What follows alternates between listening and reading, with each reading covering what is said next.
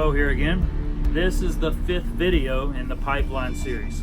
So before we go any further, if you haven't watched the first 4 videos, is what is pipeline, number 1.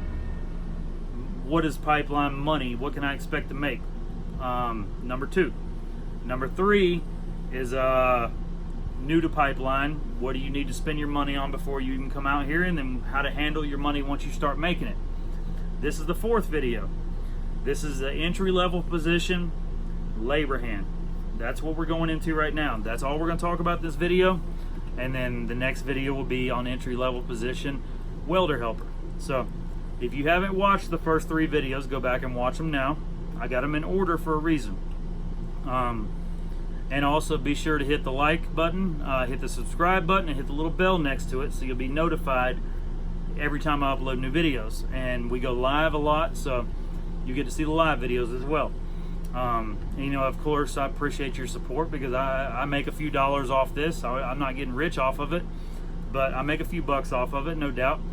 But my main goal here is to help somebody out that started out with nothing out here like me and really just kind of was winging it and learning along the way. I'm trying to take away a little bit of the guesswork for you. So let's get right into this video. All right, entry-level position, labor hand. What is a labor hand? Well, there's a difference. A spotter or a swamper are the same thing. Spotter, swamper. I'm an operator, so I have a guy that works with me. He works for the company I work for. I don't pay him, they pay him. He's my spotter. So his job is to, when I get my piece of equipment during the day, his job is to spot me, whether I'm digging ditch, digging hot lines, bell holes, doing grade work, clearing, finishing, even just tracking around.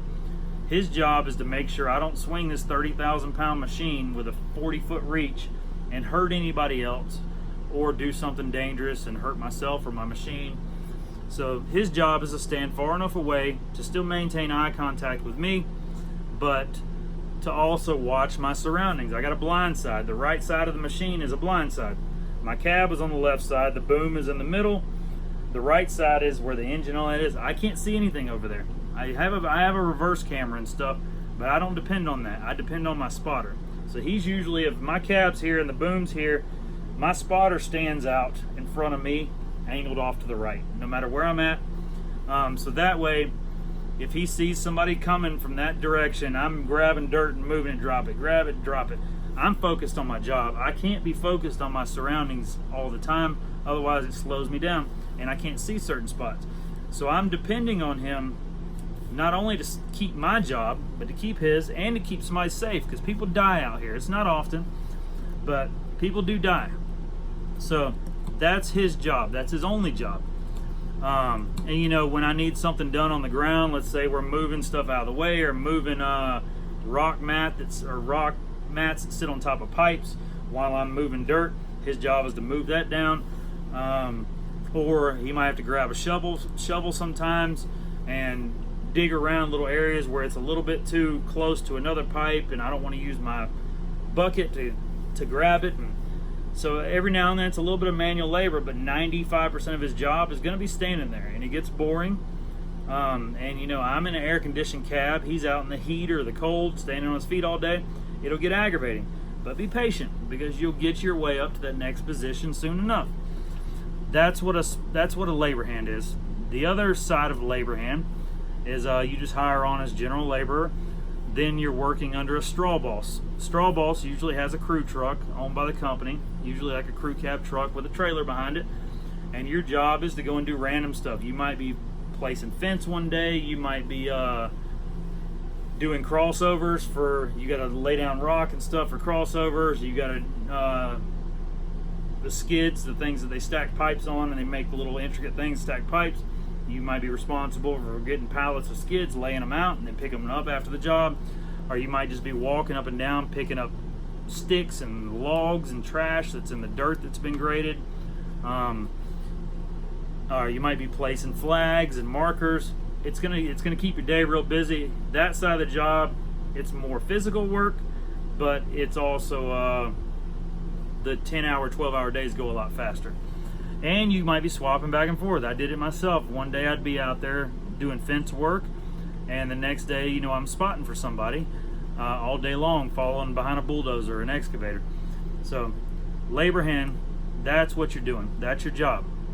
I think that kind of goes over it pretty decent. I went over the pay and the per diem involved. That was on video number 2. So if you missed that, go back and watch it. That tells you exactly what you're going to make as an entry-level position, as a spotter, a swamper, labor hand, all the same.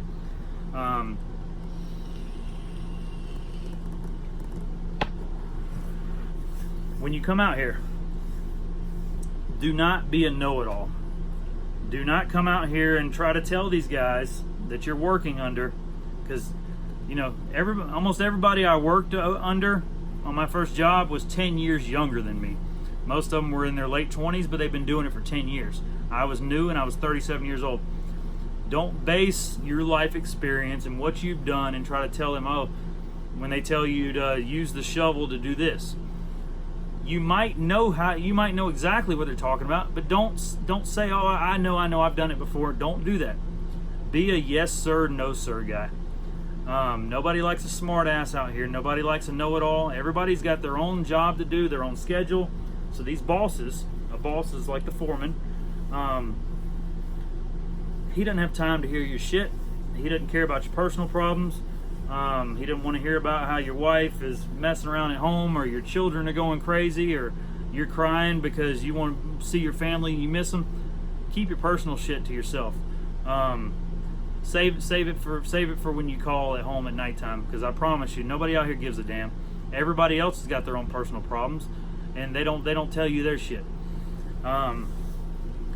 Just say yes sir, no sir. Do what you're told, and I promise you, you'll be seen as the one that moves up faster. You'll be seen as the person that they want on the next job. Because if all of a sudden that job's starting to come to an end and you're doing a 20-mile stretch in 3 months, for example, and it's about a week left and not a single person has come up to you and said, hey, you want to come to the next job? That means you've been messing up. So if they hadn't offered you the next job, then you're not listening to what I'm telling you. They want the least drama, the least headache, and the hardest worker to go to the next job. And that'll also put you up for the next position when it's time to be a straw boss, or time to be an operator, or time to be a welder. Just yes sir, no sir, and just do what you're told. Also, cell phones. Cell phones cost people more jobs than anything out here. What I recommend, just to take away the urge, because there's going to be times when you're standing around not doing shit, and just out of habit, people always grab their phone when they're not doing anything. So when you're standing around not doing anything, the temptation is there to grab your phone. So to avoid that temptation, and I'll tell you why it's so important to not be on your phone while you're working, but to avoid the temptation in the morning time, tell your wife, your kids, you love them, you're going to work, leave your phone in your vehicle. Just leave it in your vehicle. You can keep it in your pocket. If you think you can control yourself from not messing with your phone during the workday, good for you. I can't. And neither can anybody else I know. At some point, you're going to want to grab your phone. It's strictly prohibited to have your phone out at work pretty much the entire day, except for maybe during lunch break. But during lunch break, you need to be eating lunch. You don't need to worry about your phone. So take that out of your mind and take that temptation away and just leave it in your vehicle. Every company does not want you taking pictures out there. They say if you post pictures on social media of the job site or anything, you're gone. They have people at these offices that know certain algorithms and stuff, and they know locations and keywords. You think it's hidden on your Instagram because it's private, or on Snapchat or whatever. You might not get caught, but is it worth the risk, really? I've lost a job over that, over having my phone and recording to where an operator made a mistake and turned over his machine, and I recorded it instead of stopping it. I lost the job. They fired me that day, and that was it. So if I would have left my phone in my vehicle, like the advice I'm giving right now, would have never been an issue. I'd still be at that company, which I've got a better job now, but you can't depend on that. So cell phones, leave them in your vehicle. Don't take pictures of work. Don't get on your social media even after work and talk about the company you work for, how you had a shitty day and your boss and this and that, and don't do that. Leave your work and personal life separate and you'll be just fine out here. Pay attention to all positions around you. When you're just standing around not doing anything, if you're a spotter, like if you're my spotter, while my machine's sitting still, sometimes we have to sit still for an hour or more to wait on somebody else to do their job, or we're waiting on the next step. There's some downtime during the day. You're still getting paid. But instead of just standing there with your hands in your pockets or trying to doze off and take a nap against a dirt pile or go sitting in a porta potty and playing on your phone, look around, man. Watch what I'm doing on my machine. That's how I learned to be an operator. I watch the motions he goes through. I watch the steps that he does. Before I even stepped inside one, before I had my hands on a set of controls, I asked the foreman, what are you doing there, man? What are you doing with that hotline or that bell hole, or what's these numbers on these little stakes mean? Learn everything around you for future use, because the more you know, the further you go out here. Inspectors, they're third-party company. They're not even working for the same company as you, but every now and then you're standing next to one or something, and just ask them a few questions every now and then. Don't aggravate them and don't annoy him, but throwing out a question every now and then, they don't mind answering. They know that your goal is to move up to better positions, and they all started off like you at some point. But just pay attention to everything. Environmental, when they're out doing their thing, and you want to figure out, well, why are we digging right here, and what's the reason behind things that are done out here? Why do we have to go in these certain steps? Take in everything. Even if you don't ever plan on being in that position, it's good to know it. So that's what I recommend. Always be early to work.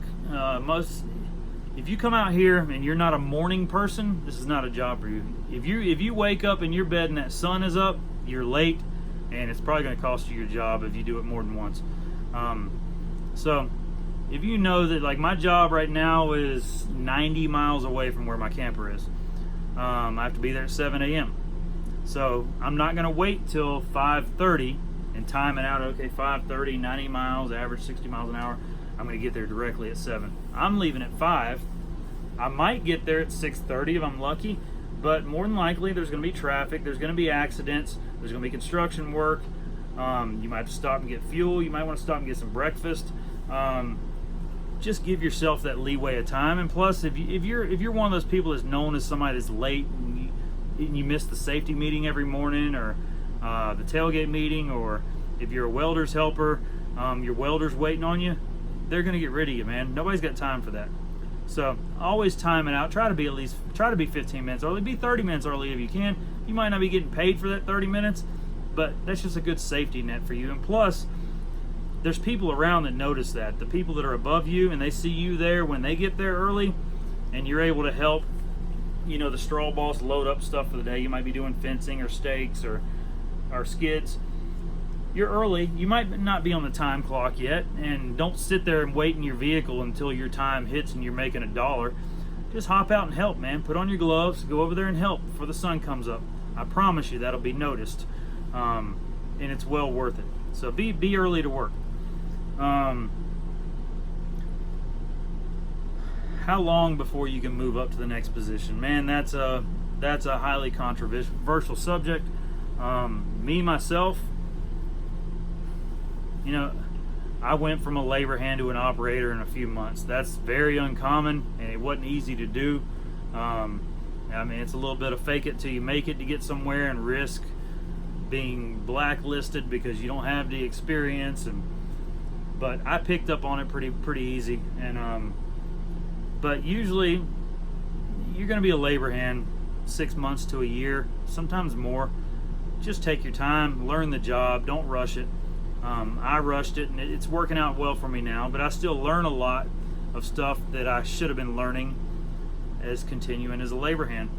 I just don't have patience for that, and I am where I am right now. It is what it is, but that's not the regular thing to hop out here and 3 months later be on a machine. So there's no set time. Like I've never been on a rig and I've never been in a refinery, but I hear there's timelines involved with that. You can't just hop on there as a lower end worker, whatever they call them, and then all of a sudden I want to be a directional driller and move your way up there. I got a buddy that's a directional driller. He makes $35,000 a month after taxes.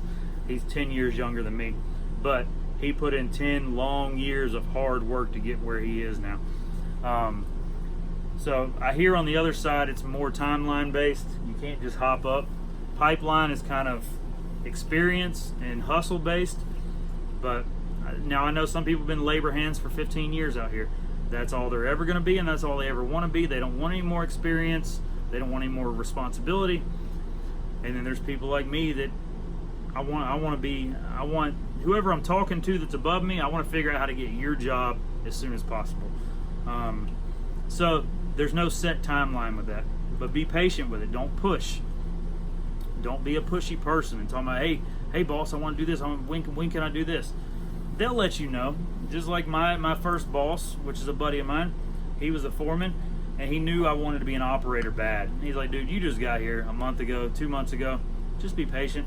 But he still allowed me every now and then to get inside of one of them and maybe move it around a little bit, dig a little bit of dirt.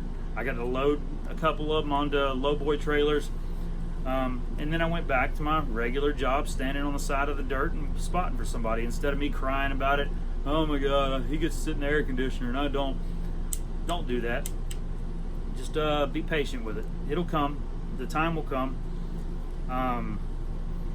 You know, and then what is next? What's the next position? Straw boss is the one directly above, like I said, where you're running a crew of labor hands, which you're still going to be doing a lot of labor yourself. There's a lot of time in the truck, and you get more responsibility and a little bit more pay. I skipped that step. I just didn't want to do that. And I went to operator, which you can do that as well. Just, it all happens in time. But like I said, I appreciate y'all watching the video. I try to keep these somewhat short, but I mean, they run 12 to 20 minutes long. But I promise you, everything in here is valuable information for being on the pipeline. So be sure to like the video, subscribe, hit the bell next to it so you can see when I upload new videos or when I go live. Because we just randomly go live throughout the day and the night, and we have a good time. And this is going to be the realest channel you follow. I promise you. There's no singing and dancing here. I don't make up stuff. I don't put on some fancy voice or do some crazy intro video to try and clickbait you in. But like I said, appreciate y'all following, man. Appreciate y'all checking out the videos. Be sure to watch them in order.